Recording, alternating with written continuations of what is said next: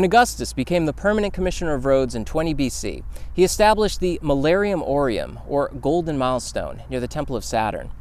It was from this gilded bronze monument where all roads in the Roman Empire radiated from. Every 1,000 paces, a milestone was erected with a number chiseled into its base. At Rome's peak, there were over 250,000 miles of roads, and many of these milestones still stand today. This concept eventually found its way to America in the 18th century, and today's episode of Stones Over Bones is going to explore the many milestones that can still be found along New England's oldest roads. Here's a map of Boston today, and this is what it looked like in the early 1700s. As you can see, before the Back Bay was filled in, there was only one road leading in and out of town. According to his diary, Judge Samuel Sewall met three of his friends outside the old State House on July 14, 1707.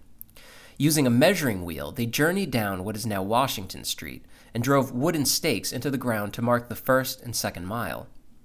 3 weeks later, on August 7th, he paid for 2 milestones to be erected at these points, the first of which is clearly indicated on Bonner's famous 1722 map of Boston.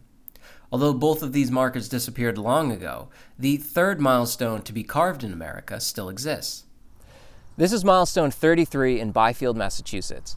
In 1708, John Dummer hired local stone carver John Hartshorn to carve it. 33 marks the miles to Boston, indicated by this B. 5 miles marks the length to Newbury, signified by this N.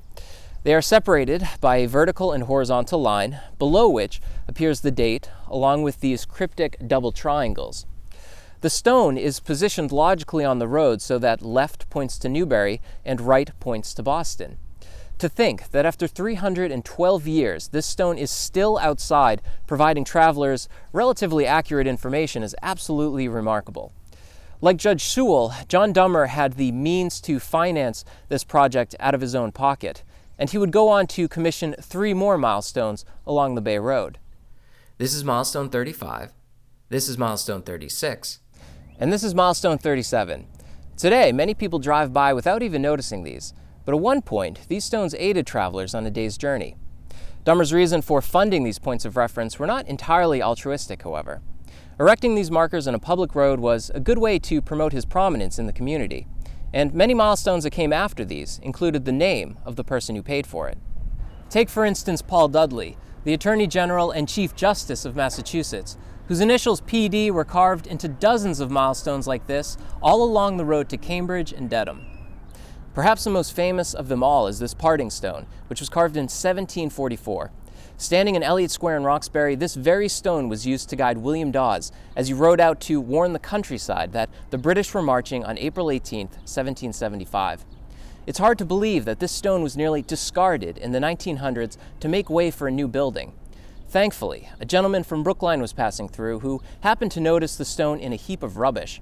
After paying a man $1 to sit on it for a while, he went to City Hall and arranged for its rescue. Another last-minute save occurred to milestone 8 in the old burial ground in Cambridge. In the mid-1800s, it was carried to the city stables to be broken up for pavement. If it wasn't for the initiative of William A. Saunders, who relocated the stone to its present location, it would have been lost forever. It bears 2 inscriptions. The one facing Harvard Square reads Boston 8 miles and was commissioned in 1734 by Abraham Ireland, who incidentally is buried just a stone's throw from where his milestone now rests. The opposite side was cut in 1794. The new bridge refers to the West Boston Bridge, now called Longfellow Bridge, which offered the first direct route from Cambridge to Boston, cutting the distance from 8 to 2¼ miles. Note how the mileage is to the bridge itself and not the old State House, indicating how milestone information was changing at the turn of the century. There are currently over 150 milestones still remaining in Massachusetts. Some quietly wait on forgotten country roads. Some are ignored on busy city streets or hide under our very noses. Others welcome you to modern-day strip malls or now stand on residential front lawns. Unlike our current highway guides, which all conform to standardized fonts, colors, and layouts, each milestone is completely unique. Some are short, some are tall, some have interesting layouts, beautiful decorations, unusual numerals, or paint within the carved letters. This one in Wenham offers a religious passage from the Bible, indicating that a church once stood directly behind it. And this stone in Newbury isn't even a milestone, it's simply a full-length portrait of the farmer who once worked the land, perhaps carved to welcome everyone who visited.